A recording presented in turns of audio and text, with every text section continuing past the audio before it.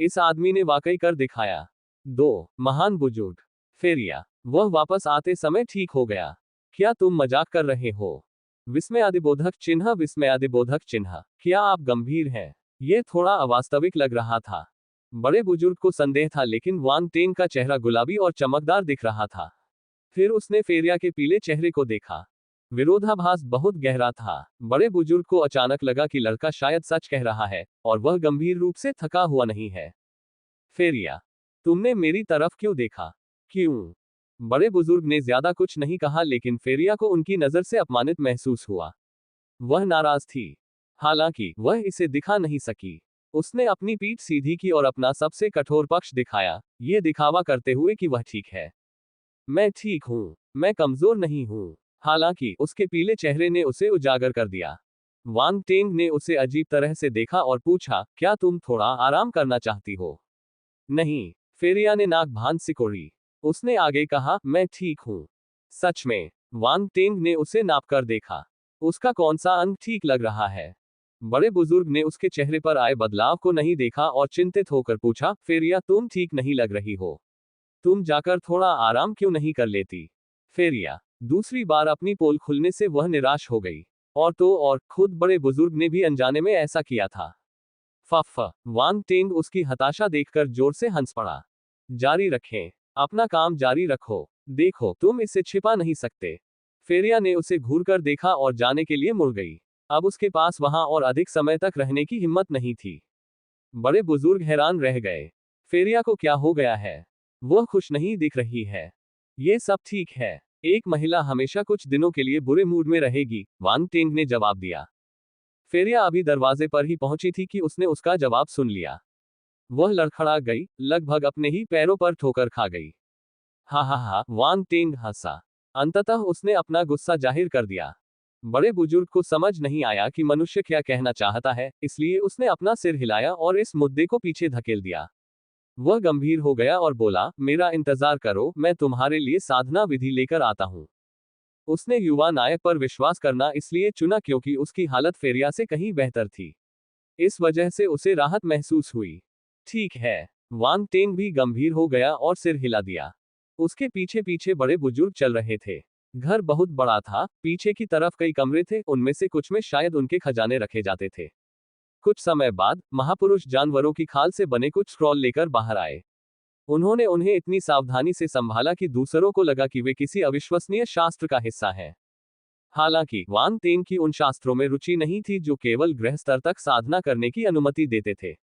वे एक मेज के पास बैठ गए और वरिष्ठ पादरी ने पुस्तकें खोली ताकि वांग टेंग उनकी जांच कर सके। बाद वाले ने हर एक को लिया और जल्दी से उन्हें स्कैन किया। बड़े बुजुर्ग ने उनमें से केवल 8 को ही निकाला था। देखने के लिए कुछ खास नहीं था। युवा मनुष्य ने जल्दी ही अपनी बात समाप्त की और ऊपर देखा। क्या ये सभी आपके साधना शास्त्र है? हाँ, बड़े बुजुर्ग ने सिर हिलाया। वांग टेंग को जवाब की उम्मीद थी, लेकिन वह फिर भी आश्चर्यचकित था। इस जाति में केवल 8 साधना विधियां हैं। यह थोड़ा जर्जर है। क्या ये पर्याप्त नहीं है? बड़े बुजुर्ग ने चिंतित होकर पूछा।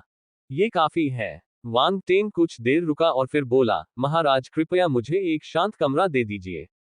ठीक है। उसने सिर हिलाया और उस व्यक्ति को एक शांत कमरे में ले गया। वांग टेंग, धन्यवाद, बड़े बुजुर्ग ने कहा। चिंता मत करो। वांग टेंग मुस्कुराया।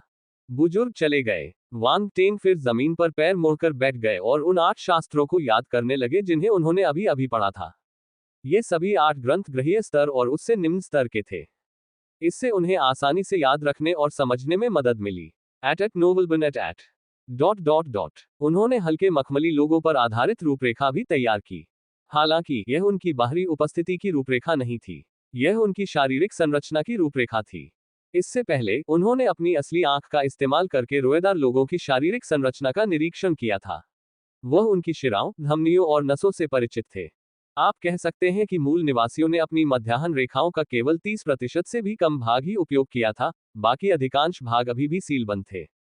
एक बार अधिक मध्याह्न रेखाओं को अनलॉक करने में सक्षम होने पर उन्हें ग्रहीय स्तर से ऊपर शास्त्रों की साधना करने का मौका मिलेगा। यह उल्लेख करना उल्लेखनीय है कि शास्त्र जितना जटिल था, उसे उतनी ही अधिक मध्याह्न रेखाओं की आवश्यकता थी।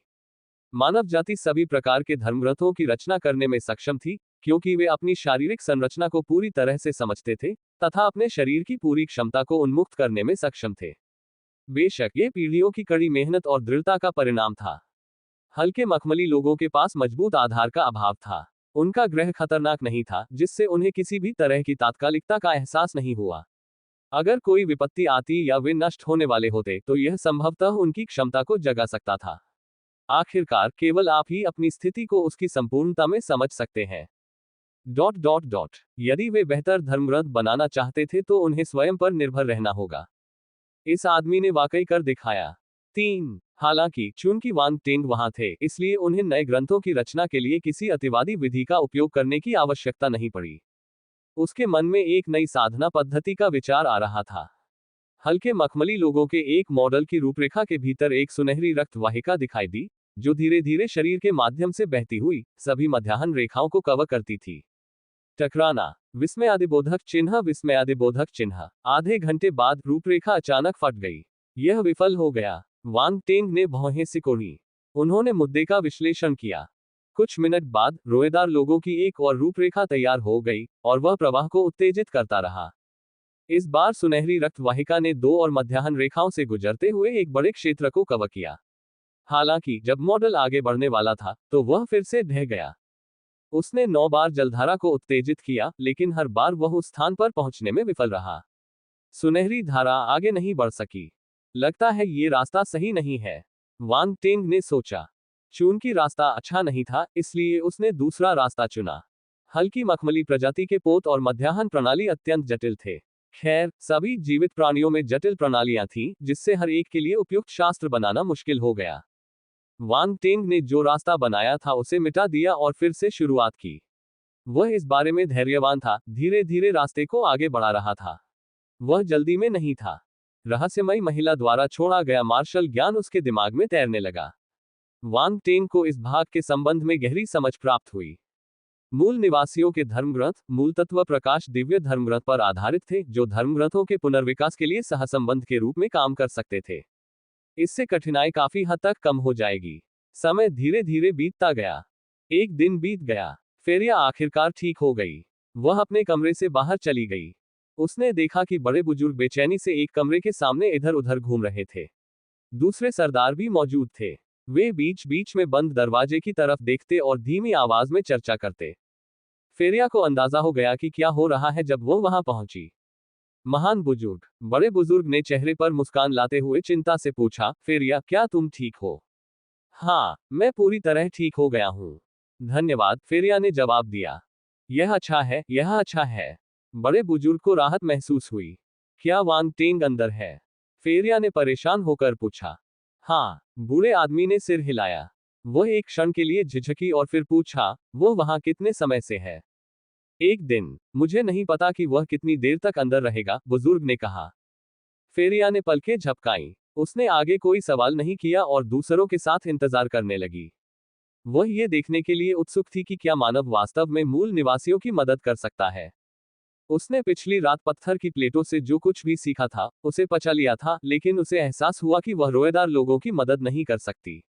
उसने जो समझ हासिल की थी, वह वास्तव में उसकी साधना के लिए मददगार थी, लेकिन जब उसने हल्की मखमली जाति की साधना विधियों के लिए समाधान निकालने की कोशिश की, तो उसे परेशानी महसूस हुई। उसे नहीं पता था कि कहां से शुरू करें। अंततः उसे समझ में आ गया कि उसके दादाजी उसकी मदद क्यों नहीं कर पाए। क्या वांग टेंग ऐसा कर सकते हैं? क्या एक युवा मार्शल योद्धा उस कार्य में सफल हो सकता है जो एक शाश्वत मंच योद्धा नहीं कर सका? उन्होंने 3 घंटे तक इंतजार किया। एट नोबलबन एट। अचानक लकड़ी का दरवाजा चरमराहट के साथ खुल गया। एक व्यक्ति बाहर आया, जो कोई और नहीं बल्कि वांग टेंग था। वह बाहर है। हर कोई उत्साहित था। कमरे के बाहर जो कुछ भी हुआ, उसे देखकर युवक दंग रह गया। उसने पूछा, आप सब इतने समय से मेरा ही इंतजार कर रहे थे? बड़े बुजुर्ग आगे बढ़े और उत्सुकता से वांग टेंग को घूरने लगे। कैसा है? फेरिया वहीं खड़ी रही, लेकिन वह भी उसकी ओर देख रही थी। ये सफल रहा। वांग टेंग ने अपने हाथ में पकड़े हुए जानवर की खाल से बना एक स्क्रॉल लहराया और उसे बूढ़े आदमी की ओर बढ़ा दिया। महान बुजुर्ग, आप किसी से कोशिश करने के लिए कह सकते हैं। सचमुच, तुम सफल हो गए। बड़े बुजुर्ग बहुत खुश थे। उनके हाथ कांप रहे थे जब उन्होंने स्क्रॉल को किसी खजाने की तरह गले लगाया। फेरिया को विश्वास नहीं हुआ। उसने जानवर की खाल से बने उस स्क्रॉल पर नजर डाली और उसमें लिखी सामग्री को देखने के लिए उत्सुक हो गई।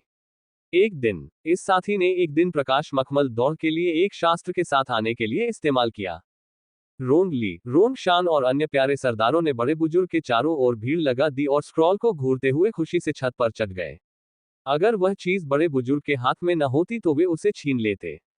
इस पुस्तक में एक शास्त्र था जो उन्हें ग्रहीय स्तर को पार करने में मदद कर सकता था। हालांकि मुझे आपको याद दिलाना होगा, जब मैं शास्त्र का परीक्षण कर रहा था तब कोई समस्या नहीं थी, लेकिन इससे पहले किसी ने इसका अभ्यास नहीं किया है, इसलिए इसमें अभी भी एक निश्चित जोखिम शामिल है। आपको पहले इसे आजमाने के लिए किसी को चुनना चाहिए, वांग टेंग ने कहा। हल्के मखमली लोगों पर ठंडा पानी डाला गया। वे जल्दी ही शांत हो गए। बड़े बुजुर्ग ने हिचकिचाहट दिखाई। केवल सर्वोच्च विशेषज्ञ ही शास्त्र का अभ्यास कर सकते थे, और सरदार ही कुछ ऐसे लोग थे जो उस स्तर तक पहुंच पाए थे। हालांकि सरदार महत्वपूर्ण थे। अगर कुछ हुआ तो उनके संबंधित कबीलों को बहुत नुकसान होगा। जनजाति के नेताओं की नियुक्ति यादृच्छिक रूप से नहीं की जाती थी। उन्हें उनके रिश्तेदारों द्वारा उनकी योग्यता और चरित्र के आधार पर मान्यता दी जाती थी। सभी सरदार क्षण भर के लिए दुविधा में फंस गए। इस आदमी ने वाकई कर दिखाया। 4 एक व्यक्ति आगे आया, महाराज मुझे ये करने दीजिए। रोंग ली, बड़े बुजुर्ग ने आश्चर्य से उसकी ओर देखा। उसने भौहें सिकुड़ी और पूछा, क्या तुम्हें यकीन है? वांग टेंग मेरा दोस्त है, मुझे उस पर भरोसा है, रोंग ली ने जोर से जवाब दिया। वांग टेंग ने स्वयंसेवक की ओर देखा, जो उस पर आंख मूंद कर भरोसा करता था। इससे युवा नायक को थोड़ा दुख हुआ। विस्मयादिबोधक चिन्ह, चिंता मत करो, मैं किनारे से देख रहा हूं। अगर कुछ हुआ तो मैं ऊर्जा प्रवाह को नियंत्रित करने में उसकी मदद कर सकता हूं। वह खतरे में नहीं होगा, वांग टिंग ने कहा। बड़े बुजुर्ग हैरान रह गए। तुमने यह बात पहले क्यों नहीं कही? दूसरे लोगों ने वांग टिंग को कड़वाहट से देखा। वे बेकार में चिंतित थे। हा, मैं आगे बोल पाता उससे पहले ही आप सबने चर्चा शुरू कर दी। वांग टिंग हंसा। फेरिया ने अपनी आंखें घुमाई। इस आदमी का हास्य बोध बहुत खराब है।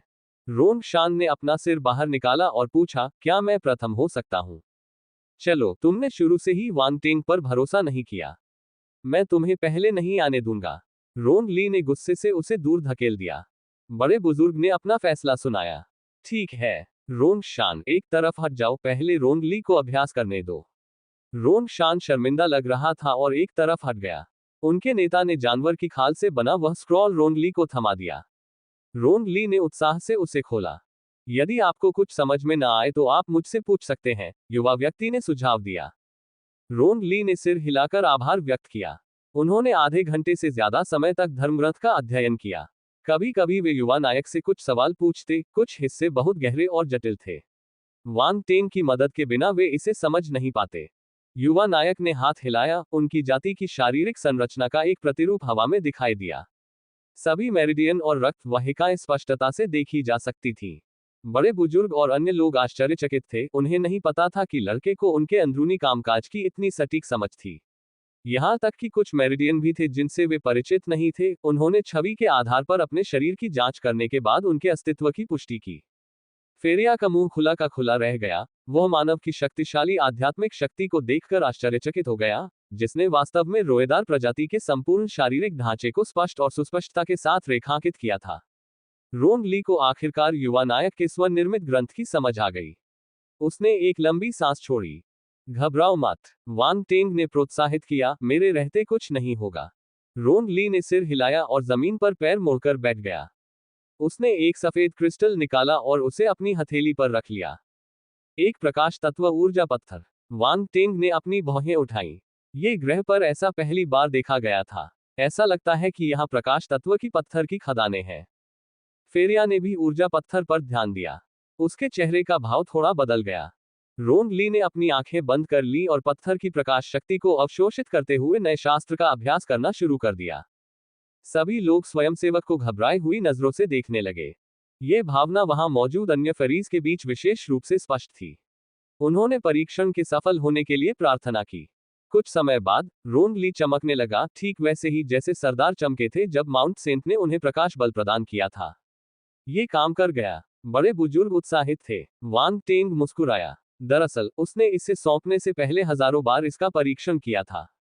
हर बार यह सफल रहा, दुर्घटना होने की संभावना शून्य के करीब थी। धमाका। अचानक रोन ली कांप उठा। उनके चारों ओर की प्रकाश शक्ति उसकी ओर उड़ी, जिससे उसके ऊपर ऊर्जा का एक सफेद भंवर बन गया। वह बस टूटने ही वाला है, फेरिया ने कहा। यह सामान्य बात है। वे लंबे समय से ग्रहीय अवस्था के शिखर पर अटके हुए हैं। उनके पास बस एक अवसर की कमी थी, वांग टेंग ने जवाब दिया। ये तो बढ़िया है। बड़े बुजुर्ग खुशी से झूम रहे थे। वह ठीक से बोल भी नहीं पा रहे थे। बाकी सरदार भी खुश थे। हालांकि उन्होंने कोई आवाज नहीं की, बल्कि उत्सुकता से अपने साथी को घूरते रहे। वांग टेंग ने बल भंवर को घूरते हुए मुस्कुराया। लगता है मेरा धर्मग्रंथ बुरा नहीं है। योद्धा के सफल अभियान के दौरान एकत्रित बल की मात्रा उनके बल संचयन के साथ साथ शास्त्र के ग्रेड से भी निकटता से संबंधित थी। ग्रेड जितना अधिक होगा, उतना ही अधिक बल एकत्रित होगा। यही कारण था कि लोग उच्च स्तरीय धर्मग्रंथों को प्राप्त करने के लिए संघर्ष करते थे। रोन ली की सफलता 1 घंटे तक चली। 1 घंटे बाद मुखिया के ऊपर का भंवर उसके शरीर में विलीन हो गया। एक विस्फोट हुआ। धमाका। उस हल्के मखमली जीव से एक शक्तिशाली आभा फूट पड़ी, जो पहले से कहीं अधिक प्रबल थी। रोन ली ने अपनी आंखें खोली और खुशी से उछल पड़ा। वह चिल्लाया, मैंने कर दिखाया। मैंने सफलता प्राप्त कर ली। मैं दिव्य स्तर पर हूं। हा हा हा, एट नोबलबन एट। फेरिया ने आश्चर्य और विस्मय से वांग टेंग की ओर देखा। इस आदमी ने सचमुच ऐसा कर दिखाया। जवान औरत, तुम थोड़ी कमजोर हो। एक। रोन ली सफलतापूर्वक आकाशीय मंच तक आगे बढ़ गया। यह संपूर्ण लाइट वेलवेट रेस के लिए एक महत्वपूर्ण मील का पत्थर था। इसका मतलब यह था कि वे अब ग्रहीय स्तर तक ही सीमित नहीं रहेंगे, बल्कि और भी अधिक ऊंचाई तक आगे बढ़ सकेंगे। इसके अलावा, ये शक्ति उनके अपने प्रयासों से उत्पन्न हुई थी, किसी बाहरी स्रोत से नहीं। अपनी स्वयं की शक्ति से अधिक विश्वसनीय कोई वस्तु नहीं है। इस क्षण पर बड़े बुजुर्ग और सरदार बहुत प्रसन्न हुए। उन्हें पूरी जाति के लिए आशा की किरण दिखी। वांग टेंग ने उन्हें आशा दी थी। Eight नोवेलबिन eight. रोन ली की सफलता के बाद वे युवा नायक के प्रति और भी अधिक आभारी महसूस करने लगे। उनकी कृतज्ञता नई ऊंचाइयों पर पहुंच गई थी। सरदारों ने उस मनुष्य के प्रति सारा संदेह छोड़ दिया था। केवल गहरी कृतज्ञता बची थी। वांग टेंग, मैं सफल हो गया। रोन ली ने एक बच्चे की तरह व्यवहार किया जब वह अपने परिणाम दिखाने के लिए युवक के पास गया। वांग टेंग के चेहरे पर हल्की मुस्कान थी। ये भोला भाला आदमी, क्या ये सिर्फ दिव्य मंच नहीं है? इसमें खुश होने की क्या बात है? उसने जो शास्त्र रचा था, वह कम से कम ब्रह्मांड के स्तर तक पहुंचने के लिए पर्याप्त था। रोन ली बहुत जल्दी जश्न मनाने लगा। हालांकि हर कोई बाद वाले से ईर्ष्या करता था। यद्यपि इसमें कुछ जोखिम शामिल था, लेकिन सबसे पहले लाभ पाने वाला व्यक्ति ही सबसे अधिक लाभ प्राप्त करने वाला था। रोन ली की सफलता का श्रेय निश्चित रूप से हमारे नायक के सावधानीपूर्वक स्पष्टीकरण और मार्गदर्शन को जाता है। अन्य लोगों को ऐसा व्यवहार पसंद नहीं आएगा। बड़े बुजुर्ग ने वांग टेंग का हाथ पकड़ लिया और उत्साहित होकर कहा, वांग टेंग, आपका बहुत बहुत धन्यवाद। आपका स्वागत है। मुझे यही करना चाहिए। वांग टेंग मुस्कुराया। तात्विक प्रकाश दिव्य शास्त्र की तुलना में ब्रह्मांड स्तर पर कोई भी कुछ नहीं था। हल्की मखमली दौड़ के लिए कुछ करने में सक्षम होना, जो कुछ उसने लिया था उसकी क्षतिपूर्ति का एक तरीका था। बड़े बुजुर्ग और बाकी लोगों को इस अदला बदली के बारे में कुछ भी पता नहीं था। जब उन्होंने देखा कि वह कितना विचारशील था, तो वे उसके और करीब आ गए। पहले वे लड़के को अपना मित्र मानते थे, अब वे उसे अपना ही मानते हैं। वांग टेंग, अब से आप लाइट वेलवेट रेस के सबसे बड़े उपकार करता है। हम आपकी दयालुता को कभी नहीं भूलेंगे, बड़े बुजुर्ग ने भावुक होकर कहा। बयान देने के ठीक बाद उसने अचानक अपनी हथेली काट ली। उसके शरीर से ताजा खून निकला और खून के साथ मिलकर सफेद रोशनी निकली। फिर इसने एक रून का निशान बनाया जो युवक के माथे में धंस गया। जब वांग टेंग ने रून को देखा तो उसकी आंखें चमक उठी, लेकिन वह बचने के लिए आगे नहीं बढ़ा। इस कदम में कोई दुर्भावना नहीं थी। रक्त रेखा आत्मा शपथ। फेरिया की आंखें आश्चर्य से भर गईं। उसने स्पष्ट रूप से पहचान लिया कि यह क्या था। महान बुजुर्ग ने वास्तव में रक्त वंश आत्मा शपथ का उपयोग किया था। यह एक अटूट प्रतिज्ञा थी जो केवल स्वेच्छा से ही की जा सकती थी। एक बार ऐसा हो जाने पर यह शपथ हमेशा के लिए उनके खून में अंकित हो जाएगी और इसे कभी नहीं भुलाया जा सकेगा। इसके अलावा, अपनी जाति के सबसे बड़े बुजुर्ग होने के नाते पूरी जाति को शपथ का पालन करना होगा। बूढ़ा आदमी उनका संपूर्ण प्रतिनिधित्व करता था। इससे पता चला कि रोएदार नेता वांग टेंग के प्रति कितना आभारी था। ठीक इसी तरह वांग टेंग ने रोएदार लोगों के साथ एक चिरस्थायी मित्रता प्राप्त कर ली। यह ऐसी चीज थी जिसे लड़की के दादा भी हासिल नहीं कर पाए थे। यद्यपि प्रकाश मखमली लोग शक्तिशाली नहीं थे, फिर भी ग्रह प्रकाश तत्व संसाधनों से समृद्ध था। हल्की मखमली जाति के साथ मित्रता करने का अर्थ होगा कि प्रकाश तत्व वाले खजाने की कभी कमी नहीं होगी। फेरिया उन आध्यात्मिक जड़ी बूटियों के बारे में नहीं भूला जिन्हें महान बुजुर्ग ने पहले ही निकाल लिया था। ब्रह्मांड में कहीं और भी उन्हें खरीदने में बहुत खर्च आएगा। एक रक्त संबंधी आत्मा शपथ। वांग टेंग का दिल धड़क उठा जब उसने ये शब्द सुने। वांग टेंग, हल्की मखमली दौड़ ने वास्तव में आपको बहुत कुछ दिया है, राउंड बॉल ने अपने मन में कहा। ये शपथ किस लिए है? युवक ने पूछा। छोटे बच्चे ने तुरंत समझाया। सार वही था जो फेरिया ने समझा था। पूरी बात सुनने के बाद वांग टेंग चुप हो गया। क्या बड़े बुजुर्ग ने कुछ गलत समझा? वह तो बस विनम्र बन रहा था। रोएदार लोग और भी ज्यादा आभारी क्यों हो गए? सोचिए, उन्होंने तो खून की कसम भी खाई थी। महान, मैंने तो बस एक छोटा सा काम किया है। आप इतनी बड़ी शपथ कैसे ले सकते हैं? वांग टेंग ने कहा। हमारे लिए यह कोई छोटी बात नहीं है। बड़े बुजुर्ग मुस्कुराए। वह थोड़ा कमजोर लग रहा था, शपथ ने उसकी ऊर्जा पर असर डाला था। बड़े बुजुर्ग, क्या आप ठीक हैं? रोंग ली और रोंग शान ने जल्दी से बूढ़े आदमी की मदद की। मैं बूढ़ा हो गया हूं, मैं बूढ़ा हो गया हूं। बड़े बुजुर्ग ने हाथ हिलाकर उन्हें बताया कि वह ठीक है। आप लोग मेरे साथ एक मित्र की तरह व्यवहार करते हैं, बदले में वैसा ही व्यवहार करना स्वाभाविक है। मैं आपका आभार प्राप्त करने के लिए ऐसा नहीं कर रहा हूं, वांग टेंग ने ईमानदारी से कहा। वृद्ध नेता और वहां उपस्थित अन्य मूल निवासी और भी अधिक भावुक हो गए। वांग टेंग वास्तव में हमारा सबसे अच्छा दोस्त है। हा हा हा, आपके शब्द ही काफी हैं। बड़े बुजुर्ग हंसे। फेरिया को लगा कि वांग टेंग वाकई बेशर्म है। बिना किसी शर्मिंदगी के इतनी बेशर्मी से बात कर रहा है। कुछ ने उसे बताया कि वह नाटक कर रहा था। यह आदमी निश्चित रूप से उतना मासूम नहीं है जितना वह दिखाता है। यह एक याद रखने लायक दिन है, महान बुजुर्ग ने कहा। हल्के मखमली लोगों के पास अंततः एक दिव्य मंच ग्रंथ है। वह वांग टेंग बीच में बोलने से खुद को रोक नहीं सका। क्या हुआ? बूढ़े आदमी ने पूछा। महान, आप शायद गलत हैं। यह कोई दिव्य शास्त्र नहीं है, युवक ने शांतिपूर्वक उत्तर दिया। जवान औरत, तुम थोड़ी कमजोर हो। 2. यह कोई दिव्य मंच का ग्रंथ नहीं है। महापुरुष चकित रह गए। रोंग ली, रोंग शान और अन्य लोग जहां खड़े थे वहीं जम गए। यहां तक कि फेरिया भी अचंभित रह गया। जब तक सबके मन में एक भयावह विचार आया। उन्हें इस पर विश्वास करना और इसे स्वीकार करना कठिन लगा। ऐसा नहीं हो सकता। बड़े बुजुर्ग की आवाज थोड़ी कांप उठी और उनकी आंखें चौड़ी हो गईं। वह पहले से भी ज्यादा परेशान हो गए थे। वांग टेंग को चिंता थी कि बुजुर्ग बहुत उत्तेजित हो जाएंगे और बेहोश हो जाएंगे। आखिरकार वे बुजुर्ग थे। अगर वे अत्यधिक उत्तेजना के कारण मर गए तो यह एक भयानक अपराध करने के बराबर होगा। फिर उसने जल्दी से कहा, बड़े बुजुर्ग, कृपया आराम करें। गहरी सांस लें, गहरी सांस लें। ठीक है, मैं ठीक हूं। बड़े बुजुर्ग ने अपना सिर हिलाया और वांग टेंग का हाथ पकड़ लिया। उसके बाद उसने खुद को संभाला और पूछा, ये शास्त्र, क्या ये है? ये सही है। यह एक ब्रह्मांड मंच शास्त्र है। जब मैं इसे आजमा रहा था तो इसे विकसित करना बहुत मुश्किल नहीं था, इसलिए मैंने इसे ब्रह्मांड स्तर तक पहुंचा दिया, नायक ने कहा। ब्रह्मांड मंच। ये वास्तव में ब्रह्मांड मंच है। बड़े बुजुर्ग इतने उत्साहित थे कि वे खुद को रोक नहीं सके। यह आश्चर्य इतना अचानक हुआ कि उसे ऐसा महसूस हुआ जैसे कोई चीज उसकी गोद में गिर गई हो। उन्होंने शुरू में सोचा था कि दिव्य दर्जा प्राप्त धर्मग्रंथ का उपहार पाना उनके लिए सबसे बड़ा सौभाग्य होगा, लेकिन उन्होंने कभी नहीं सोचा था कि यह इससे भी बेहतर होगा। यह अविश्वसनीय था। सरदार और वहां मौजूद सभी लोग भी बहुत हैरान थे। वे सभी निराशा में एक दूसरे की तरफ देखने लगे। शुरुआती झटका उत्साह के झटकों में बदल गया। रोंग ली ने सावधानी से धर्मग्रंथ के जानवर की खाल से बने स्क्रॉल को पकड़ रखा था, मानो उसे सख्त स्क्रॉल को नुकसान पहुंचाने का डर हो। यह एक मजेदार नजारा था। हालांकि कोई भी उस पर नहीं हंसा। सभी मूल निवासी तुरंत उस पुस्तक को छीनना चाहते थे। बस गया और बना दिया। फेरिया हैरान और अवाक था। एक ब्रह्मांड मंच शास्त्र। वांग टेंग वास्तव में एक ब्रह्मांड मंच शास्त्र के साथ आया था। और उन्होंने ये काम बस एक सामान्य प्रयास से कर दिया। ये कैसे संभव है? यहां तक कि उनके दादा भी कोई खगोलीय मंचीय ग्रंथ नहीं लिख पाए।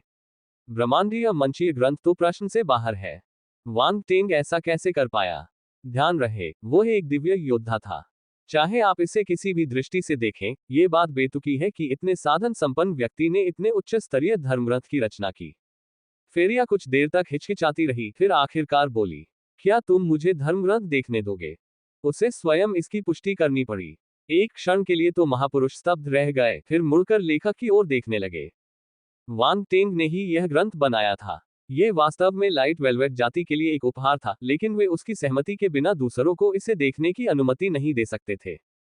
कोई बात नहीं, अगर वह देखना चाहती है तो उसे देखने दो, वांग टेंग ने कहा। वह जानता था कि फेरिया निश्चित रूप से इस पर विश्वास नहीं करेगी, इसलिए उसने ऐसा अनुरोध किया था। वह बिल्कुल भी चिंतित नहीं था, क्योंकि वह अच्छी तरह जानता था कि धर्मग्रंथ में कोई त्रुटि नहीं है। यदि वह विषय वस्तु सीखती तो भी यह वैसा ही होता। यह तो मात्र एक ब्रह्मांडीय धर्मग्रंथ था, और यदि वह इसमें झांक भी लेती तो कोई फर्क नहीं पड़ता। इसके अलावा फेरिया की पृष्ठभूमि बहुत शानदार थी, और वह किसी कमतर धर्मग्रंथ की ज्यादा परवाह नहीं करता था। एट नोबल बन एट। यदि वह हर छोटी छोटी बात पर नुक्स निकालता तो दूसरे लोग उसे कंजूस समझते। जब युवक सहमत हो गया तो वरिष्ठ बुजुर्ग ने वह पुस्तक चांदी के बालों वाली लड़की को दे दी। उसने किताब खोलने से पहले वांग टेंग की ओर देखा, फिर वह गहरी सोच में डूब गई। काफी समय बीतने के बाद उसने आखिरकार गहरी सांस ली और परेशान भाव से कहा, यह वास्तव में एक ब्रह्मांड मंच का ग्रंथ है। इसमें कुछ भी गलत नहीं है। बड़े बुजुर्ग और अन्य लोगों ने राहत की सांस ली। जब उन्होंने पहली बार अनुमान लगाया कि यह केवल आकाशीय स्तर पर है, तो उन्होंने उस युवक पर बिना शर्त विश्वास किया। हालांकि ये जानने के बाद कि यह ग्रंथ वास्तव में श्रेष्ठ है, कुछ संदेहों को दबाया नहीं जा सका। आखिरकार उच्च स्तरीय शास्त्र का निर्माण निश्चित रूप से 100 या 1000 गुना अधिक कठिन था। अंतर बहुत बड़ा था। सौभाग्यवश फेरिया ने पुष्टि कर दी थी कि कुछ भी गलत नहीं था। उसकी स्थिति सामान्य नहीं थी। वह बहुत शक्तिशाली नहीं थी, फिर भी वह ये पता लगाने में सक्षम थी कि विकास संबंधी कोई समस्या है या नहीं। अगर उसने कहा कि सब कुछ ठीक है तो बहुत संभव है कि ऐसा ही हो। सबकी निगाहें एक क्षण के लिए उस युवक पर टिक गईं। ये कैसी प्रतिभा है! एक दिव्य योद्धा वास्तव में ब्रह्मांड मंच शास्त्र के साथ आने में सक्षम है। जब बात वांग टेंग की प्रतिभा की आई तो फेरिया पूरी तरह से प्रभावित हो गया। यह आदमी राक्षस है। बड़े बुजुर्ग ने गहरी सांस ली और वांग टेंग से कहा, वांग टेंग, मैं वास्तव में नहीं जानता कि आपको कैसे धन्यवाद दूं। वांग टेंग ने विनम्रता से जवाब दिया, मैं अभी केवल ब्रह्मांड चरण शास्त्र के साथ आ सकता हूं। आगे के लिए मुझे आपके लिए उन्नयन करने से पहले उच्च चरणों तक आगे बढ़ना होगा। क्या यह तुम्हारे लिए आसान नहीं है? तुम ब्रह्मांड के स्तर पर क्यों अटके हुए हो? फेरिया ने कहा। वांग टेंग ने जवाब दिया, मुझे उन चीजों से कोई परेशानी नहीं है जिन्हें मैं जानता हूं। अगर मैं नहीं जानता तो इसका मतलब है कि मैं नहीं जानता। फेरिया अवाक रह गया। ऐसा क्यों लग रहा है कि यह आदमी फिर से शरारत कर रहा है? उसे जो चीजें मालूम है उनसे कोई परेशानी नहीं। ये कैसा आत्मविश्वास है! यह शापित कमीना। बस ये ब्रह्मांड मंच शास्त्र हमारे लिए पर्याप्त से अधिक है, महान बुजुर्ग ने जल्दी से कहा। तो फिर कोई जल्दी नहीं है। जब कोई कॉस्मोस स्टेज पर पहुंचे तो मुझसे संपर्क करें, वांग टेंग ने कहा। जवान औरत, तुम थोड़ी कमजोर हो। 3 ठीक है। बड़े बुजुर्ग ने तुरंत प्रस्ताव स्वीकार कर लिया। अचानक उसने कुछ सोचा और पूछा, अच्छा, क्या शास्त्र का कोई नाम है? मैंने इसका नाम नहीं रखा है। वांग टेंग दंग रह गया। वह धर्मग्रंथ की व्यवहार्यता की जांच करने पर इतना अधिक केंद्रित था कि वह इस बारे में भूल गया। तुमने ही इस धर्मग्रंथ की रचना की है, क्या तुम्हें ही इसका नाम नहीं रखना चाहिए? महान बुजुर्ग मुस्कुराए। वांग टेंग ने कोई आपत्ति नहीं जताई। कुछ सोचने के बाद उन्होंने कहा, इसे लाइट वेलवेट स्क्रिप्चर क्यों न कहा जाए? इसे याद रखना आसान है। Light velvet race, light velvet शास्त्र, यह अच्छा है। बड़े बुजुर्ग बहुत खुश हुए। इसे हमारी जाति के विशेष धर्मग्रंथ के रूप में चिन्हित करना आसान होगा। मुझे ये नाम पसंद है। रोन ली मुस्कुराया। ये बहुत बढ़िया है। हमारे पास अपना धर्मग्रंथ है। हा, लाइट वेलवेट शास्त्र, हमारी जाति का शास्त्र। अल्पविराम। सभी सरदार खुशी से चमक रहे थे। बाहरी लोगों को उनकी भावनाओं को समझना कठिन होगा। जिस समस्या ने उन्हें अनगिनत सालों से परेशान किया था, उसका आखिरकार समाधान हो गया। और हाँ, ये पूरी तरह से हल हो गई। उन्हें खुश क्यों नहीं होना चाहिए? उनकी मुस्कुराहट संक्रामक थी। वांग टेंग के होठों के कोने भी ऊपर उठने लगे। फेरिया ने जब ये सब होते देखा तो उसे अचानक लगा कि वह एक अतिरिक्त व्यक्ति है। पहले तो उसने सोचा कि वह फरी रेस की मदद कर सकती है, लेकिन वह एक गौण भूमिका में आ गई। क्रोधित करने वाला। ये सब वांग टेंग की वजह से हुआ। फेरिया हार मानने को तैयार नहीं थी। उसने कुछ देर तक सोचा कि क्या वह अन्य क्षेत्रों में भी अपनी प्रतिष्ठा वापस पा सकेगी। महान बुजुर्ग, यदि कुछ नहीं हो तो मैं अभी माउंट सेंट पर जाने की योजना बना रहा हूं। सभी के शांत हो जाने के बाद युवा नायक ने कहा। अब तुम जा रहे हो? बड़े बुजुर्ग आश्चर्यचकित हुए। हाँ, वांग टेंग ने सिर हिलाया। आपने अभी अभी धर्मग्रंथ की रचना पूरी की है। क्या आपको आराम की जरूरत नहीं है? बूढ़े नेता ने पूछा। कोई जरूरत नहीं, मैं सामान्य हो गया हूं, युवक ने शांत स्वर में उत्तर दिया। महान बुजुर्ग, फेरिया दोबारा, वह किस चीज से बना है? किसी ने उसे आराम करते नहीं देखा, फिर भी वह रोबोट की तरह ऊर्जावान लग रहा था, मानो कुछ हुआ ही न हो। बड़े बुजुर्ग ने युवक के चेहरे पर ध्यान दिया, थकान के कोई लक्षण नहीं पाए। उसके पास विश्वास करने और सिर हिलाने के अलावा कोई विकल्प नहीं था। उस स्थिति में आप आगे बढ़ सकते हैं। सावधान रहें। चिंता मत करो। वांग टेंग दरवाजे से बाहर गया और सीधे आसमान में उड़ गया।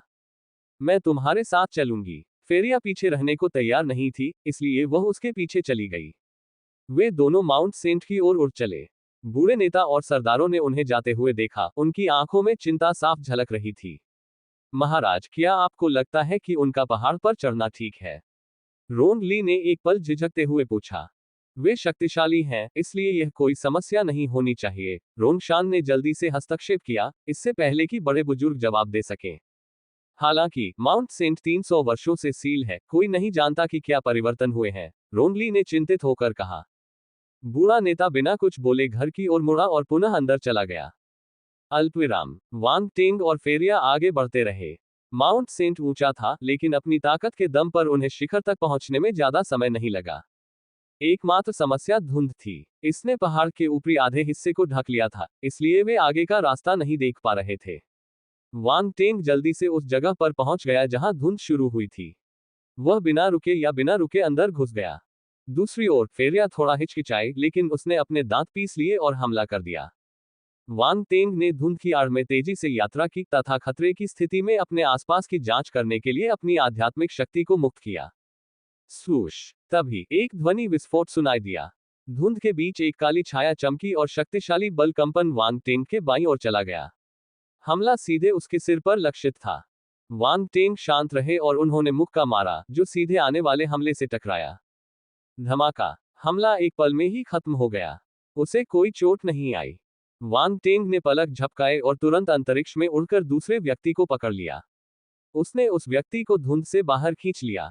यह एक संरक्षक था। उसका शरीर रोएदार था, लेकिन असाधारण रूप से मांसल था। उसकी आंखों में एक भावहीन ठंडी सुनहरी चमक थी। वह उन अन्य अभिभावकों की तरह ही दिख रहा था जिनसे वह पहले मिल चुका था।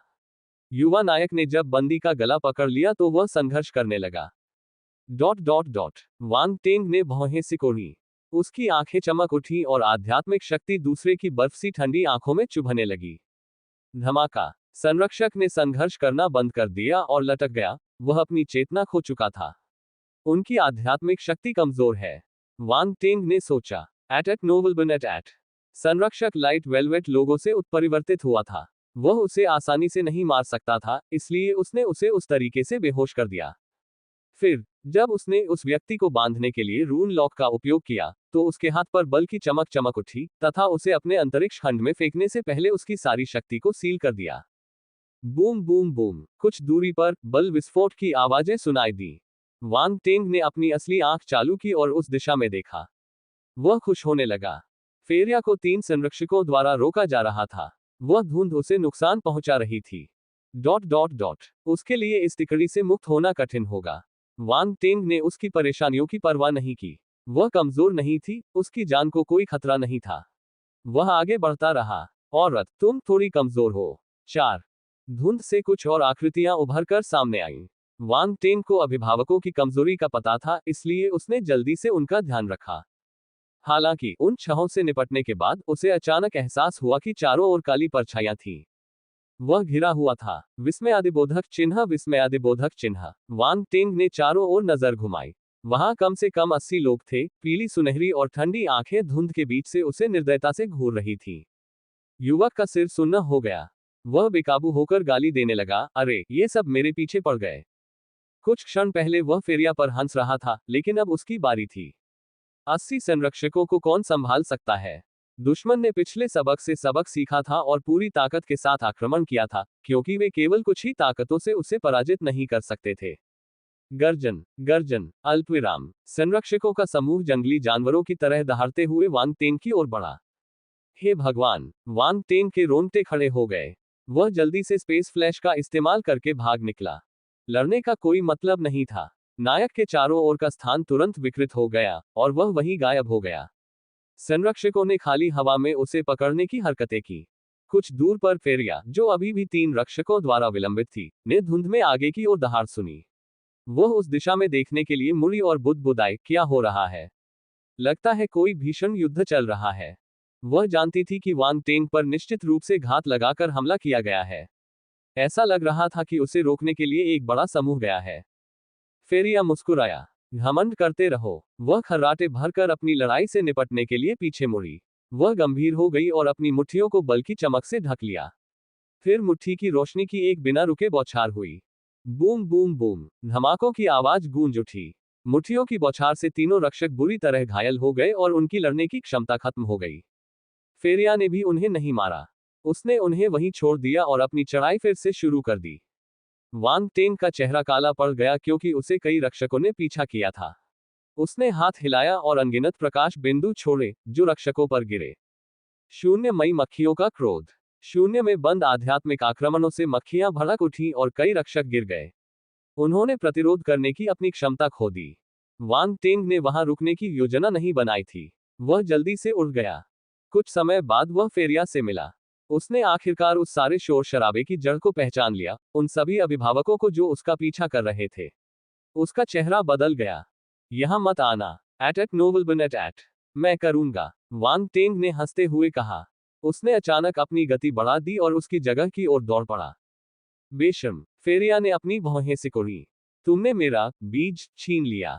मैंने बदला नहीं लिया है, तुम इस बार भाग नहीं सकते, वांग टेंग ने जवाब दिया।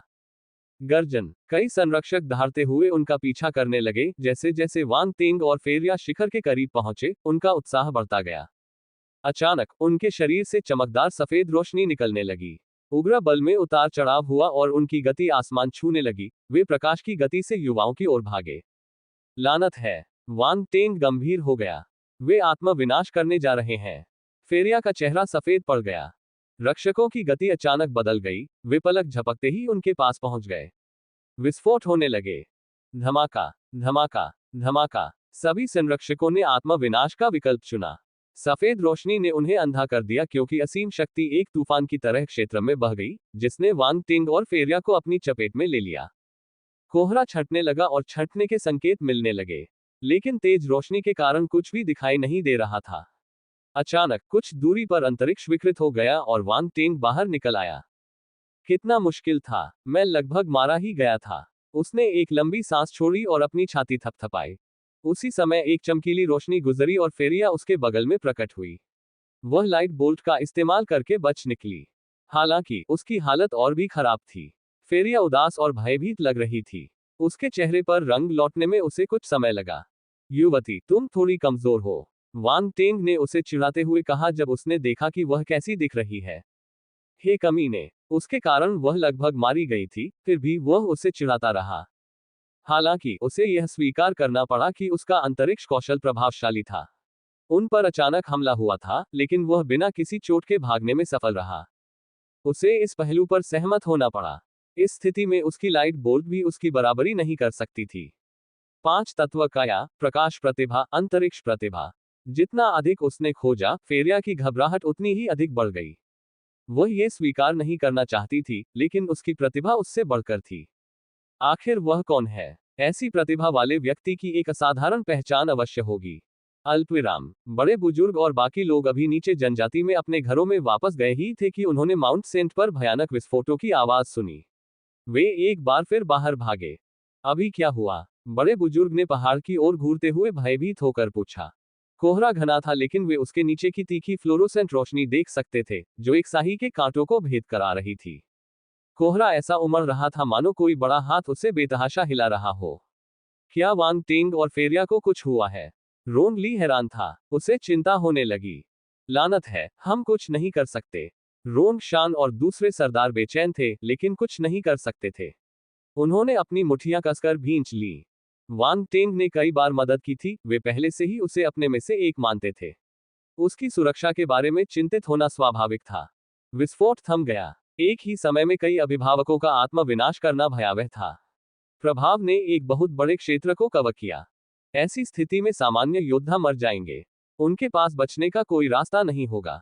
दुर्भाग्यवश अभिभावकों की मुलाकात वांग टेंग और फेरिया नामक दो दुष्टों से हुई। पहाड़ की चोटी के चारों ओर धुंध का घेरा बना रहा। विस्फोट उसे उड़ा नहीं सका। यह साबित करने के लिए पर्याप्त था कि यह कितना घना था। वांग टेंग और फेरिया चेहरे पर शिकन लिए हवा में तैर रहे थे। संरक्षक अभी भी हल्के मखमली लोगों का हिस्सा थे। उन्हें आत्म विस्फोट करते और मरते देखना दुखद था। कोई उन्हें नियंत्रित कर रहा था, इसीलिए वे फट गए। फेरिया क्रोधित था। इतना क्रूर कौन हो सकता है? वांग टेंग ने भी यही अनुमान लगाया था। अचानक एक विचार उभरा। उसने आध्यात्मिक शक्ति से अपने अंतरिक्ष खंड को स्कैन किया और राहत की सांस ली, यह महसूस करते हुए कि पकड़े गए संरक्षक अप्रभावित थे। वहां ऊपर जाने के बाद हमें पता चलेगा, वांग टेंग ने उपहास करते हुए कहा। क्या ये सोचता है कि यह हमें आत्मविनाश से रोक सकता है? क्या मजाक है? युवा जोड़े ने एक दूसरे को देखा और एक आम सहमति पर पहुंचे। वे एक अस्थायी युद्ध विराम चाहते हैं ताकि वे मामले को सुलझा सकें। वे हल्के मखमली लोगों की मृत्यु को देखने के बाद आम घृणा से बंध गए थे। दोनों प्रकाश की किरणों में बदल गए और पुनः शिखर की ओर बढ़ चले। कुछ देर बाद कोहरा कम होने लगा। वांग टेंग की आंखें चमक उठी। वे शिखर के करीब पहुंच रहे थे। फिर उसने गति बढ़ा दी। फेरिया ने उसका बहुत करीब से पीछा किया। ऐसा प्रतीत हुआ कि सभी संरक्षक सामूहिक रूप से आत्मविनाश से मर गए। किसी ने भी उन्हें रोकने की कोशिश नहीं की। कुछ सांसों के बाद वे दोनों धुंध से बाहर निकले और अंततः शिखर पर पहुंच गए। धप। वांग टेंग एक हल्की सी आवाज करते हुए उतरा। फेरिया उसके पास उतरी और ध्यान से अपने आसपास के वातावरण को देखने लगी। वहां का वातावरण देखकर वे आश्चर्यचकित रह गए। चोटी खतरनाक नहीं लग रही थी, इसके विपरीत ये स्वर्ग जैसा लग रहा था। हवा में हल्की धुंध छाई हुई थी। हर जगह अजीबोगरीब और अनोखी वनस्पतियां उग रही थीं। इसके अलावा वहां कोई अन्य जीवित प्राणी नहीं था, जिससे ये जगह असाधारण रूप से शांत लग रही थी। उनके सामने खड़ी चट्टानों पर एक विशाल आध्यात्मिक वृक्ष खड़ा था। मोटी जड़ें उभरी हुई थीं, जो पहाड़ की दीवारों से मजबूती से चिपकी हुई थी और सीधे उसकी नींव तक पहुंच रही थी। शाखाएं सूरज की रोशनी में फल फूल रही थी और बढ़ रही थी। तना दृढ़ और शक्तिशाली था, मानो भाग्य की जंजीरों से मुक्त होने का लक्ष्य बना रहा हो। अब तक इसे एक सामान्य वृक्ष माना जा सकता था। हालांकि युवा जोड़ी ने जो देखा उसके आधार पर पेड़ एक हल्का सफेद प्रकाश उत्पन्न कर रहा था, पवित्र, महान और अलंघनीय।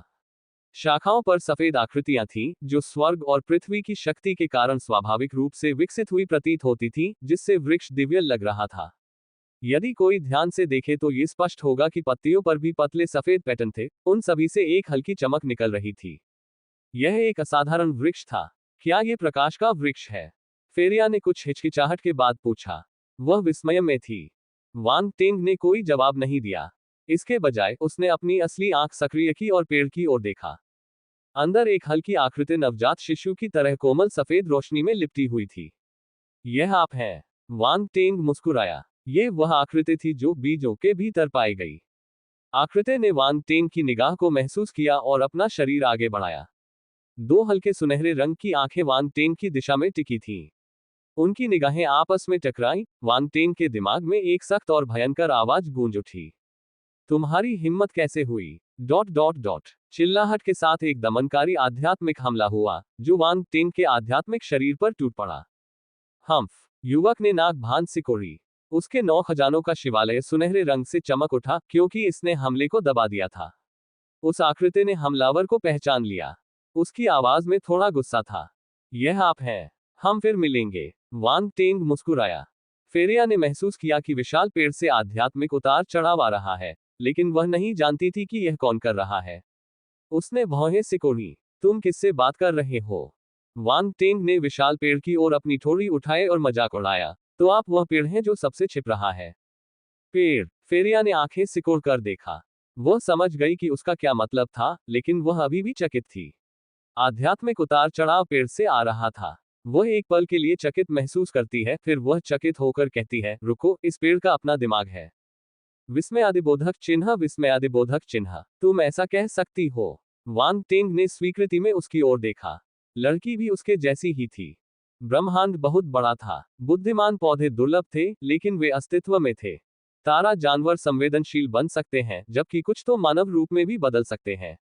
यही बात पौधों पर भी लागू होती है। कुछ आध्यात्मिक प्राणी भाग्यशाली सितारे के नीचे पैदा हुए और स्वर्ग और पृथ्वी के पोषण के तहत रहते थे, स्वाभाविक रूप से समय के साथ मजबूत होते गए। अगर वे इतने भाग्यशाली होते कि बुद्धि विकसित कर पाते, तो ये लॉटरी जीतने जैसा होता। बेशक ऐसा होने की संभावना बहुत कम थी। एक बार जब पौधे को बुद्धि प्राप्त हो गई, तो वह आध्यात्मिक हो गया। पेड़ के ऊपर प्रकाश की अनगिनत बूंदें एकत्रित हो गईं, जो जल्द ही संघनित होकर सफेद पोशाक पहने एक कठोर दिखने वाली महिला का रूप ले लिया। वह सुंदर थी। उसकी नाक तीखी थी और उसकी भौहें कला के नमूने जैसी दिखती थीं। उसकी निगाहें हमेशा ठंडी रहती थीं, उसे देखना असहज था। पेड़ पर बैठी लड़की एक शाखा पर बैठ गई और नीचे दोनों नए लोगों को देखने लगी। फेरिया उस महिला को देखकर दंग रह गई। वह बोली, वाह, पेड़ राक्षस में बदल गया। सफेद वस्त्र वाली महिला, वह क्या कह रही है? राक्षस में बदल जाना से आपका क्या तात्पर्य है? तुम राक्षस हो, तुम्हारा पूरा परिवार राक्षस है। वह एक दुर्लभ बुद्धिमान वृक्ष आत्मा थी। सामान्य पौधे उसकी तुलना नहीं कर सकते थे। किसी पेड़ का बुद्धिमान होना असामान्य बात है, राउंड बॉल की आवाज ने वांग टिंग के दिमाग के अंदर कहा। क्या आप जानते हैं कि यह कौन सा पेड़ है? वांग टिंग ने पूछा। मुझे नहीं पता, मैंने कभी भी उसके जैसा प्रकाश तत्व का आध्यात्मिक वृक्ष नहीं देखा। राउंड बॉल गहरी सोच में डूबा हुआ था। फिर उसने कहा, शायद कोई उत्परिवर्तन हुआ हो। चलो देखते हैं कि क्या मैं ऐसे ही पौधे ढूंढ सकता हूं। ठीक है, वांग टिंग ने सिर हिलाया। क्या तुमने मेरे सभी नौकरों को मार डाला? सफेद कपड़े पहने महिला ने भावशून्य चेहरे के साथ ठंडे स्वर में बात की। ऐसा लग रहा था कि वह दुनिया के सभी प्राणियों को नीची नजर से देख रही थी। हालांकि हमारे हीरो को लगा कि महिला नाटक कर रही है। कितना मजेदार है। वह महिला उस देवी की नकल करने की कोशिश कर रही थी जिसने उसे अपनी विरासत छोड़ी थी। हालांकि यह नकल करना भद्दा था, केवल उनकी शक्ल सूरत एक जैसी थी। वह मूल रूप से मजाक का पात्र बन रही थी। एक लुटेरा पुलिस की तरह काम कर रहा है। वांग टिंग ने उपहास किया। तुम ही हो जिसने उन हल्के मखमली रक्षकों को आत्म विनाश करने का आदेश दिया था। अब तुम कैसे कह सकते हो कि हमने उन्हें मार डाला? वे मेरे सेवक हैं, उन्हें मेरी सेवा करनी चाहिए और मेरी खातिर स्वेच्छा से मर जाना चाहिए। सफेद वस्त्र पहने महिला ने उदासीनता से उत्तर दिया। ये क्या बकवास है? वांग टिंग ने बेकाबू होकर गाली दी। तुम्हें उनके अस्तित्व के बारे में फैसला करने का अधिकार किसने दिया? तो तुम ही हो जो हल्के मखमली लोगों को नियंत्रित कर रहे हो, जिससे वे खुद ही विस्फोट कर रहे हैं। क्या शैतान हो? फेरिया ने गुस्से से कहा। बेशर्म, सफेद कपड़े वाली महिला ने जवाब दिया, मैं प्रकाश की मां हूं। कौन कहने की हिम्मत करता है कि मैं शैतान हूं? प्रकाश की मां? सचमुच, ऐसा दावा करने के लिए तुम्हें किसने मुंह बनाया? फेरिया ने डांटा। वांग टिंग ने अपनी आंखों के कोने से उसे देखा, उसकी दंड देने की क्षमता से चकित था। पेड़ वाली औरत का चेहरा काला पड़ गया। तुमने जानबूझकर ये बीज छोड़े हैं, है ना? युवक की हथेली पर अचानक एक चमकता हुआ बीज दिखाई दिया। उसने शांति से कहा, तुम इनका इस्तेमाल दूसरे आध्यात्मिक प्राणियों को नियंत्रित करने के लिए करते हो। इतने बुरे कामों के बाद तुम खुद को प्रकाश की मां कैसे कह सकते हो? वास्तव में तुम ही हो जिसने मेरे द्वारा छोड़े गए बीजों में चेतना के धागे को नष्ट कर दिया। कोई आश्चर्य नहीं कि मैं तुम्हें परिचित पाता हूं, सफेद कपड़े पहने महिला ने ठंडे स्वर में कहा। हाँ, मैं ही था। क्या तुम मुझे देखकर खुश हो? वांग टिंग मुस्कुराया। सफेद कपड़े वाली महिला। फेरिया ने अपने साथी की ओर देखा, उसे कुछ समझ नहीं आ रहा था। वह तुम्हें देखकर कभी खुश क्यों होगी? तुम उसके दुश्मन हो। तुम्हें देखकर उसका खुश होना कोई मतलब नहीं रखता। मैं तुम्हें ढूंढ रही थी, लेकिन तुम खुद ही चली आई, पेड़ वाली महिला ने ठंडे स्वर में कहा। क्या संयोग है, मैं भी तुम्हें ही ढूंढने आया था, वांग टिंग ने जवाब दिया। सफेद वस्त्र वाली महिला। फेरिया को अपने होठों के कोनों में कंपन महसूस हुआ, जबकि वह सोच रही थी कि यह क्या संयोग है। इस आदमी का दिमाग अलग अलग तरीकों से काम करता है। सफेद पोशाक वाली महिला अब और सहन नहीं कर सकी। वह अपनी ठंडी आवाज में चिल्लाई, मरो। उसने दोनों योद्धाओं की ओर इशारा किया। स्वुश स्वुश स्वुश, तेज ध्वनि की आवाजें सुनाई देने लगी। पेड़ से कई बेलें निकलकर सीधे वांग टिंग और फेरिया की ओर बढ़ गईं। क्या तुम नाराज हो? वांग टिंग ने खिलखिलाकर हंसते हुए लताओं से बचते हुए इधर उधर दौड़ लगाई। थप्पड़, एट नोबल बन एट। बेलें जमीन पर जोर से टकराईं, जिससे सतह टूट गई और छोटे छोटे पत्थर हवा में उछलने लगे। वांग टिंग ने जब ये सब होते देखा तो उसकी आंखें सिकुड़ गईं। बेलें उछली, जमीन को छूने के बाद हवा में उछली। फिर वे मुनि और युवा नायक पर वार करने के लिए दौड़ी। उनकी नुकीली नोकें सफेद रोशनी से ढके लंबे भालों की तरह थी। वे सभी उसके महत्वपूर्ण अंगों पर निशाना साध रही थी। वांग टेंग ने आंखें सिकुड़ी और उसके हाथ में ब्रह्मांड स्तर की एक लाल रंग की तलवार दिखाई दी। Dot dot dot swoosh. उसने नीचे की ओर कदम बढ़ाया और लाल अग्नि बल ने एक तेज तलवार को चमकाया, जो झुलसा देने वाली गर्मी के साथ लताओं की ओर बढ़ी। सभी बेलें तुरंत काट दी गईं। बची हुई बेलें इस तरह सिकुड़ गईं मानो किसी प्राणघातक शत्रु से उनका सामना हुआ हो। पेड़ वाली महिला का चेहरा उदास था। उसकी आंखों में एक तेज चमक चमक रही थी। एक ही समय पर बेलें भी फेरिया के पीछे चली गईं। उसने लाइट बोल्ट का इस्तेमाल करके प्रकाश की किरण की तरह आगे पीछे चक्कर लगाया। बेलें हिलती डुलती और आपस में उलझती हुई फेरिया पर झपटती रहीं। दुर्भाग्य से वह बहुत तेज थी। बेलों ने बहुत बड़ा जाल बिछा दिया था, लेकिन लड़की फिर भी स्वतंत्र और सहजता से आगे बढ़ने में सक्षम थी। बेलें उसके कपड़ों को छू भी नहीं सकी। कुछ समय बाद बेलें आपस में उलझ गईं। वे बुरी तरह छटपटाने लगी, लेकिन खुद को खोल नहीं पाईं। फेरिया वापस मानव रूप में बदल गई और अपने हाथों से ताली बजाने लगी, जैसे कि धूल झाड़ रही हो। उसने वांग टेंग को गर्व से देखा।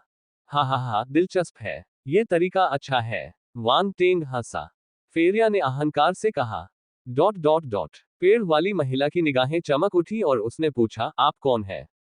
क्यों? क्या तुम डरती हो? वांग टेंग ने उसकी ओर देखा और मुस्कुराया। तुम दोनों बहुत शक्तिशाली हो। मैं तुम्हें अपने संरक्षण में आने का एक मौका दूंगी, महिला ने शांत स्वर में कहा। मेरे साथ आओ और मैं तुम्हें बहुत शक्ति प्रदान करूंगी। हा हा हा, वांग टेंग जोर से हंस पड़ा, मानो ये प्रस्ताव एक बड़ा मजाक हो। तुम क्यों हंस रहे हो? सफेद कपड़े पहने महिला ने भौहें सिकोड़ी। मैं तुम्हारी अज्ञानता पर हंस रहा हूं। वांग टेंग ने हंसना बंद कर दिया और उसकी मुस्कान पूरी तरह से गायब हो गई। उसने कहा, हमें शक्ति दो।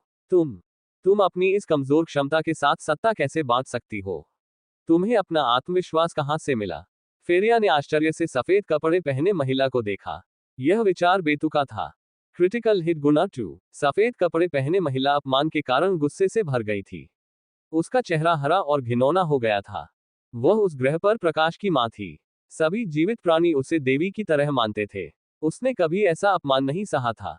इन दो नामचीन लोगों की हिम्मत कैसे हुई कि वे मुझे नीची नजर से देखें? आप भाग्य को ललचा रहे हैं। उसकी ठंडी आवाज में बहुत ज्यादा गुस्सा था। वह धीरे धीरे हवा में उठी और आध्यात्मिक पेड़ के ऊपर तैरने लगी। एक शक्तिशाली ऊर्जा विकीर्ण होने लगी। धमाका। टक्कर इतनी शक्तिशाली थी कि एक ही क्षण में शिखर पूरी तरह से नष्ट हो गया। ब्रह्मांड मंच। ये कदम विश्व स्तर का था। वांग टेंग ने आंखें मूंद ली, लेकिन उससे आश्चर्य नहीं हुआ। उसने अनुमान लगाया कि आध्यात्मिक वृक्ष बीजों के अंदर प्रकाश मूल प्राप्त करने के बाद उस साधना स्तर पर पहुंच गया था। यह एक आध्यात्मिक वृक्ष है जिसमें ब्रह्मांडीय शक्ति है। अद्भुत। फेरिया को उतार चढ़ाव महसूस होने पर वह अचंभित रह गई। उसके चेहरे पर चिंता की लकीरें उभर आई और उसने कहा, अरे नहीं, क्या हमने उसे नाराज कर दिया? वांग टेंग ने कहा, अभी भी भागने का समय है। हम साथ साथ क्यों नहीं दौड़ते? फेरिया ने डरते हुए जवाब दिया। विशाल शक्ति का उतार चढ़ाव हवा के माध्यम से आगे बढ़ा तथा माउंट सेंट की चोटी पर दबाव डाला। ऐसा महसूस हुआ जैसे देवताओं द्वारा विपत्तियां भेजी गई हों, जो नीचे के लोगों को भयभीत और दबाव में डाल रही हो। बड़े बुजुर्ग और अन्य लोग अपने घरों में शरण लेने के लिए बहुत उत्सुक थे। वे अपने घरों के बगल में खाली मैदान में इकट्ठे हुए और पहाड़ को घूरते रहे। एट नोबल बन एट। वे इस भयानक दबाव को झेल नहीं सके और मजबूर होकर घुटने टेकने पड़े। वे भयभीत थे। कुछ लोग तो अनियंत्रित रूप से कांपने लगे। क्या चल रहा है? क्या प्रकाश की माता नाराज है? क्या हमें दंड मिलेगा? हे भगवान, कृपया हमें बचाइए। अल्पविराम। स्थानीय लोगों की भयभीत आवाजें लगातार सुनाई दे रही थी। वे डरने के अलावा कुछ नहीं कर सकते थे। कुछ रोएदार लोग चुपचाप प्रार्थना करने लगे। उन्होंने प्रकाश के देवता से प्रार्थना की, जिस पर वे विश्वास करते थे कि वह उन्हें बचाए। वरिष्ठ नेता और सरदार चिंतित थे, वांग टेंग की सुरक्षा के लिए तथा शिखर पर हो रहे अचानक परिवर्तनों के कारण। माउंट सेंट उनकी पवित्र भूमि थी। पिछले कुछ सालों में कुछ समस्याएं आई थीं, लेकिन वे अभी भी इसे अपना पवित्र स्थान मानते थे। यदि उनकी पवित्र भूमि का अस्तित्व समाप्त हो गया तो उनका विश्वास समाप्त हो जाएगा। ऐसी बात उनकी जाति के लिए असहनीय होगी। यही कारण था कि उन्हें उम्मीद थी कि कुछ नहीं होगा। शिखर पर वांग टेंग और फेरिया भागे नहीं। वे कठोर भाव और तीखी निगाहों से धुंधली रोशनी वाली मां को घूरते रहे। उसकी आभा बढ़ती जा रही थी, उसके चारों ओर एक चमकदार सफेद रोशनी फैल गई थी, जिससे वह एक देवी की तरह लग रही थी। उसकी पीली सुनहरी निगाहें और भी ठंडी हो गईं। धमाका। एक जोरदार धमाका हुआ। पेड़ से अनगिनत लताएं उछलकर उन दोनों युवकों की ओर तेजी से झपटी। फक। वांग टेंग ने ऊपर देखा। लताओं से भरा आसमान वाकई डरावना था। उसकी पीठ पर ठंडा पसीना आने लगा। इसकी तुलना में पिछले बेल हमले फीके पड़ गए। फेरिया भी उतनी ही हैरान थी। उसका चेहरा थोड़ा पीला पड़ गया। वह जिद्दी और कुल मिलाकर निडर थी, लेकिन ब्रह्मांड मंच के प्राणी के हमले से वह फिर भी भयभीत हो जाती थी। क्या यह असली रानी के लिए अच्छा है? तुम चाबुक से क्यों खेल रही हो? वांग टेंग ने पूछा। फेरिया दंग रह गई। फिर उसे समझ में आया और उसे थोड़ा अजीब लगा। ब्रह्मांड में कुछ भी पाया जा सकता है, जिनमें कुछ ऐसी अजीब चीजें भी शामिल हैं जो पृथ्वी पर मौजूद चीजों से भी अधिक अजीब हो सकती हैं। ओर्क्स, परियां, रानियां, उनमें से कई थे। वे वास्तविक थे, न कि केवल पृथ्वीवासी जो कॉस्प्ले कर रहे थे। वे पूरी तरह से अलग थे। उसने शायद उन्हें देखा न हो, लेकिन उसने इसके बारे में सुना था। इसलिए वह जानती थी कि युवक क्या बात कर रहा था। फेरिया ने सोचा कि वांग टेंग बहुत बेशर्म है। वह सोच रहा था कि उस आदमी के दिमाग में क्या चल रहा होगा और उसने ऐसा संबंध क्यों बनाया। फिर भी कुछ सावधानीपूर्वक विचार करने के बाद यह विचार काफी मजेदार लगा। जरा सोचिए, अगर सफेद वस्त्र वाली महिला हाथ में कोड़ा लेकर काले वस्त्र पहने रानी में बदल जाए तो क्या होगा? अरे बाप रे, बिल्कुल नहीं, बिल्कुल नहीं। उसने उस छवि को अपने दिमाग से निकाल दिया। फेरिया ने पेड़ वाली महिला की ओर देखा। पेड़ वाली महिला में दिव्य और पवित्र भाव था, लेकिन वांग टेंग की टिप्पणी से उसका भाव पूरी तरह से नष्ट हो गया। फेरिया का चेहरा अजीब हो गया। प्रकाश की मां को समझ नहीं आया कि वह मनुष्य क्या कहना चाह रहा था। वह उलझन में थी। रानी, कोड़ा, इसका मुझसे क्या संबंध है? वह वहीं माउंट सेंट की चोटी पर पैदा हुई थी। अगर वह अपने बीज भी छोड़ती तो उन्हें स्थानीय तारा जानवरों द्वारा छीन लिया जाता। उसने उनसे ग्रह के बारे में और अधिक सीखा। जब ब्रह्मांड के बाकी हिस्सों में होने वाली अजीबोगरीब चीजों की बात आती थी, तो वह पूरी तरह से अनभिज्ञ थी। हालांकि उसने फेरिया की निगाहों पर गौर किया और महसूस किया कि यह कुछ भी अच्छा नहीं था। दूसरा पक्ष संभवतः उसका मजाक उड़ा रहा था। वृक्ष आत्मा की निगाहें और अधिक ठंडी हो गईं। धमाका। बेलों ने उसके गुस्से को महसूस किया और तेजी से आगे बढ़ी। उनके चारों ओर एक सफेद चमक थी, जैसे कि तलवार की चमक आसमान से नीचे गिर रही हो। तेज और भयंकर हमला एक ब्रह्मांड योद्धा या यहां तक कि स्वर्ग के मंच पर मौजूद एक योद्धा को भी दो टुकड़ों में काटने के लिए पर्याप्त था। फेरिया गंभीर दिख रही थी। वह एक चमकीली रोशनी में बदल गई और जल्दी से पीछे हट गई।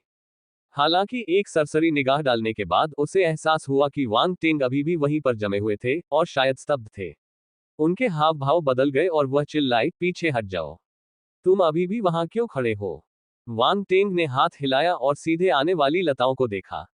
उसने हिलने का कोई इरादा नहीं दिखाया, बल्कि भयावह हमले को रोकना चाहता था। क्या तुम पागल हो? उसे नहीं पता था कि वह युवा इंसान क्या सोच रहा था। यह एक ब्रह्मांड मंच पावरहाउस का हमला था। उसके जैसा एक दिव्य योद्धा कैसे विरोध कर सकता था? डॉगफाइट की नकल करना सबसे अच्छी रणनीति होगी। उनका प्रतिद्वंद्वी एक पेड़ था, इसलिए उस पर कई प्रतिबंध थे। एक बार कमजोरी मिल जाने पर वे उसे पराजित करने में सक्षम हो जाते थे। लेकिन ये लड़का उससे सीधे मिलना चाहता है। इसमें क्या गड़बड़ है? अनगिनत बेलें वांग टेंग की पुतलियों में झलक रही थी। वह मुस्कुराया। वह मूर्ख नहीं था। वह अपनी ताकत का दिखावा करने की कोशिश नहीं कर रहा था। संयोगवश उसके पास शत्रु को दबाने की क्षमता थी। खैर, वह ऐसा जानबूझकर नहीं कर रहा था। वह भी असहाय महसूस कर रहा था, फिर भी वह केवल कोशिश ही कर सकता था। प्रकाश की माता भावशून्य बनी रही और उन्होंने वांग टेंग की ओर देखा, मानो वह कोई चींटी हो। धमाका। बेलें नीचे गिरी और उसे पूरा निगल गईं। जब फेरिया ने ये सब होते देखा तो उसकी आंखें सिकुड़ गईं। वह अविश्वास से अभिभूत हो गई।